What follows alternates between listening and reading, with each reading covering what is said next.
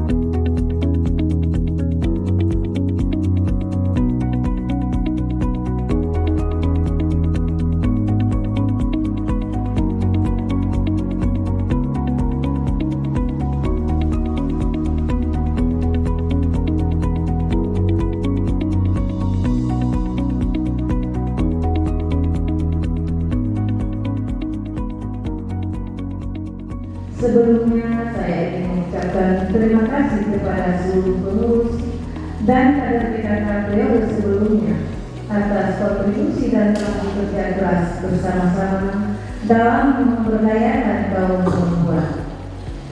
Dan selamat kepada Ketua Tim Penggerak PKK Kecamatan dan seluruh kader-kadernya yang hari ini dilantik. Semoga kepengurusan yang baru akan memberi dampak positif bagi perkembangan Kota Banda Aceh. Sementara itu kami juga menyampaikan apresiasi dan terima kasih yang besar-besarnya kepada Ketua dan pengurus Tim Penggerak PKK Kecamatan sebelumnya atas tugas-tugas serta tanggung jawab yang telah dilaksanakan dengan sebaik-baiknya serta dedikasi yang tinggi dalam memajukan gerakan PKK di masing-masing kecamatan.